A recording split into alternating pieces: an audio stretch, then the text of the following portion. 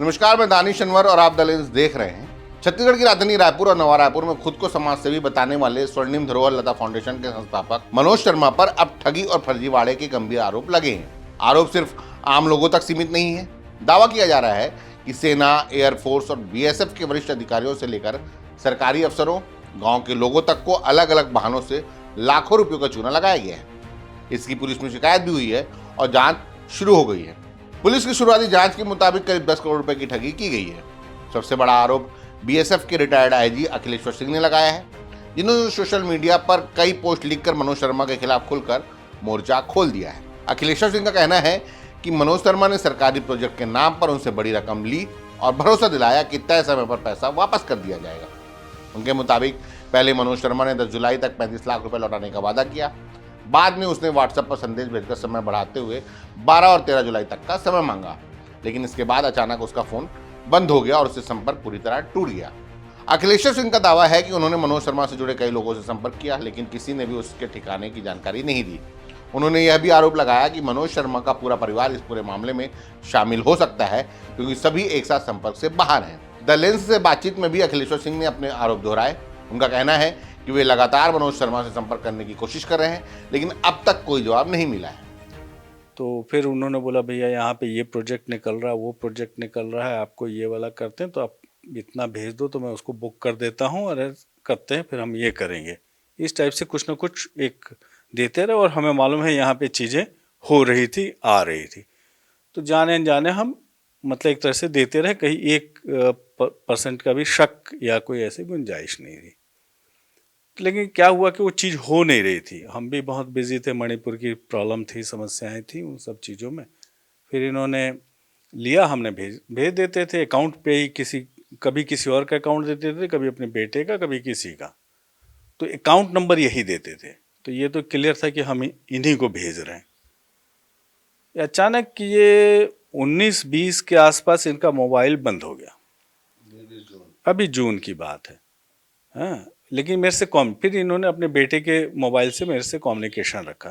हम कम्युनिकेशन में रहे बिल्कुल ही बराबर, तो हमें उस समय भी शक नहीं हुआ। लेकिन 25-26 के आसपास किसी ने यहाँ से मेरे से बात किया, अभी मैं उसका नाम नहीं लूँगा, तो उन्होंने बताया कि गड़बड़ है, सीरियस गड़बड़ है। तो फिर मैंने इनको दोबारा एक जैसे चेक करने की कोशिश की, तो ये झूठ लगा गया कि मेरे को अब ये झूठ बोल रहे हैं। जब झूठ बोल रहे हैं, इन्होंने मेरे को गलत डेट बता दिया आने का, कि मैं रायपुर, मेरा आने का प्रोग्राम था रायपुर, क्योंकि इन्होंने फिक्स किया था कि इस तारीख को अपन रजिस्ट्री करेंगे, तो मेरा वैसे ही आने का प्रोग्राम था। लेकिन मुझे पता लगा कि ऐसे सुनने में आया कि आए हैं और ये शायद सामान लेके निकल जाएंगे, ऐसा कुछ बताया गया। तो मैं अचानक ही करा के आ गया, तो घर में मिला तो ये शायद थोड़ा इनको सरप्राइज़ हुआ, बड़ा वो लगा। तो हमने थोड़ा सा इनको डराया धमकाया भी, बोला भी भाई गलत है, ये तो आपने बहुत धोखा दिया है। अब ये झूठ बिल्कुल साफ पकड़ में आ गई। नहीं भैया, मैं ये सभी लोग हाथ पाँव जैसे एक होता है, ऐसा कुछ नहीं है, वो नहीं है, सब कहानियाँ वहानियाँ करने लगी। तो बोले कि मैं 10 तारीख तक आपको अभी इतना पैसा कर दूंगा, फिर ऐसे करके 9 तारीख के बाद ये अब किसी भी मोबाइल से कम्युनिकेशन में नहीं है। देखिए, आदमी तो गिनती नहीं है। अगर मैंने जितने लोगों ने मेरे से अभी तक मेरे से खुद से बात की है जिनका, तो वो करीबन मेरा 5 करोड़ से ऊपर का हेरा फेरी जा रहा है। लेकिन वो लोग और बता रहे हैं कि इतने लोग और हैं कि ये 10 करोड़ से ऊपर का है। अब बहुत से फोर्स के लोगों का, चाहे आर्मी हो, एयरफोर्स हो, बीएसएफ हो, एटलीस्ट यहाँ जितने और भी होंगे जिनसे मेरा संपर्क हुआ, इवन कि जो इंस्टीट्यूट्स हैं यहाँ पे नया रायपुर में, उनमें कोई ऊंचे पदाधिकारी वगैरह वो जो थे, जो मतलब जिनसे दोस्ती हो रखी, ये याद रखिएगा, जिनसे बड़ी क्लोज दोस्ती रही उन्हीं का है। जिनसे तो वो अभी बोल रहे हैं, उसमें कई लोगों को दिक्कत हो रही है अपनी बात को करने का। कुछ अभी सर्विस में है, इस कारण भी हैं। कुछ एक वो होता है, एम्बैरेसमेंट वाली फीलिंग होती है। तो मैं तो सभी को बोल रहा हूँ कि भाई आप सामने आइए। इसी नया रायपुर में कई लोग, इसी कॉलोनी में बहुत लोग जानते हैं हकीकत, शायद पहले थोड़ा बहुत जानते भी थे। और ये जो है कभी अपनी पता कहीं और का बताते थे। अब जब वो क्या बोलते हैं, बोकारो का दिख रहा है इनका, क्या बोलते हैं, लोकेशन नहीं, वो आधार कार्ड। अच्छा। तब वहाँ पता किया तो शायद ये इनकी हिस्ट्री पुरानी भी है, लेकिन लोगों को यहाँ उनके बारे में पता नहीं था। फिर ये लता मंगेशकर फाउंडेशन एक बनाया था इन्होंने, उस फाउंडेशन की आड़ में, क्योंकि पब्लिसिटी बहुत मिली, आपके रायपुर की मीडिया ने भी बहुत कवर किया, इलेक्ट्रॉनिक मीडिया ने भी कवर किया है, प्रिंट मीडिया ने भी कवर किया। पुराना उठा के देखिए, आपको नवंबर दिसंबर का कम से कम, बहुत पुराना नहीं जाएंगे तो आपको दिखाई देगा। कभी वहाँ के दीनदयाल उपाध्याय ऑडिटोरियम में किया है, ये सत्य साई के ऑडिटोरियम में किया, मतलब बड़ा बड़ा पब्लिसिटी। लीडर्स भी आए हैं जो थोड़े से मतलब लोकल लीडर्स भी रहे हैं, बड़े बड़े सीनियर जनरल, लेफ्टिनेंट जनरल तक आए हैं इनके प्रोग्राम में, एडिशनल डीजी तक आए हैं। तो एक वो ऑरा बनता चला गया, लोग उसमें फंसते चले गए। और इन्होंने मुंबई गए हैं, मुंबई में सभी बड़े बड़े, एटलीस्ट हरि प्रसाद चौरसिया से लेके जावेद अख्तर जी से लेके आप लगा लीजिए शैलेंद्र सिंह सिंगर, अनूप जलोटा जी, सुरेश वाडकर, अनुराधा पौडवाल, श्रेया घोषाल, ये कैलाश खेर, आप, और ये एक बार का जिसको मालूम है, लेकिन उसके बाद भी गए हैं। बहुतों से इन्होंने संबंध बनाए हैं। अपने भूपेंद्र सिंह की वाइफ हैं, उत्तम सिंह हैं, मिताली सिंह जी, सबसे। तो क्या हुआ कि वो एक क्रिएटर, लोगों का लोग शक नहीं कर पाए। अगर ये हम 2 तारीख को नहीं आते इस महीने में, तो शायद हमको भी बहुत दिन तक इनके बारे में पता नहीं चलता। आपसे कितना अमाउंट?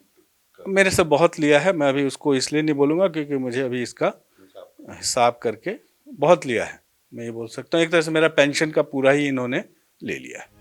उधर द लेंस के पास एक वीडियो भी मौजूद है जिसमें एक किसान खुद को ठगी का शिकार बताते हुए दावा करता है कि उसके 3 दामादों को नौकरी दिलाने का झांसा देकर पैसे लिए गए।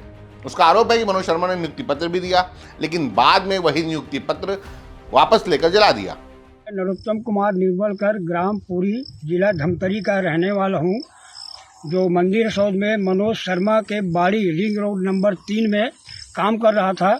और काम करने के दरमियान वो मनोज शर्मा बोला कि तुम्हारे लड़का है क्या करके, तो मेरे लड़का का शादी हो गया सर, ऐसा करके बोला हूँ। तो मेरा दामाद लोग है 3, तो ठीक है मैं लोगों को नौकरी लगा दूंगा करके बोला है। तो उसके लिए जाना पड़ेगा सर, उस टाइम में मोबाइल में नहीं चला रहा था। तो ठीक है कल निकल जाना, ऐसा करके मैं गया हूँ और लोगों को लाया हूँ सर। और लाने के बाद में उन लोगों से बातचीत वही किया है, और पैसा वैसा उन्हीं लोगों को दे दुआ करके सब बातचीत हो करके चला गया। उसके बाद में मनोज शर्मा वही कागजात को मेरे हाथों से खुद वो जलवाया है। तो मेरे को थोड़ा शक हुआ, तो शक होने के बाद में मैं दामाद लोगों को बताया हूँ। उसके बाद जस्ट दूसरे दिन आया है सर, और आने के बाद में उन लोगों से क्या क्या बात हुआ, क्या हुआ, मैं तो नहीं था वहाँ पे। तो उन लोगों को बात किया, तो मैं उसके जाने के बाद में दामाद को पूछा हूँ कि पैसा वापस करने के लिए बोला, क्या बोला, तो नहीं अगले महीने जनवरी तक आ जाएगा, ऐसा करके फॉर्म आ जाएगा करके बोला है। और अभी तक ना उसका नौकरी का कोई है नहीं है, ना पैसा लौटा नहीं रहा है। पैसा 8-10 लाख रुपए ले लिया है। यह वीडियो फिलहाल आरोपों का हिस्सा है। इतना ही नहीं, मनोज शर्मा पर नवा रायपुर के नवागांव और आसपास के इलाकों में भी कई लोगों से नौकरी दिलाने के नाम पर पैसे लेकर ठगने का आरोप लगा है। आरोप यह भी है कि आरडीओ और एनआरडीए से जुड़े कुछ अधिकारियों के साथ भी आर्थिक धोखाधड़ी की गई है। हालांकि इस मामले की पुलिस जांच जारी है और अभी किसी निष्कर्ष पर नहीं पहुंचा गया है। फिलहाल इन सभी मामलों में मनोज शर्मा का पक्ष जानने की कोशिश की गई, लेकिन उनसे किसी भी तरह संपर्क नहीं हो सका। उनका फोन भी बंद है। यदि उनका पक्ष या प्रतिक्रिया मिलती है तो द लेंस उसे भी जरूर दिखाएगा। फिलहाल पुलिस इन आरोपों से जुड़े विभिन्न पहलुओं की जांच कर रही है। जल्द ही इस मामले में पुलिस की कार्रवाई भी हो सकती है। आप इस पूरे मामले को कैसे देखते हैं, अपनी राय हमें कमेंट बॉक्स में जरूर बताइए। अगर वीडियो पसंद आया हो तो लाइक करें, शेयर करें और द लेंस को सब्सक्राइब करना ना भूलें। धन्यवाद।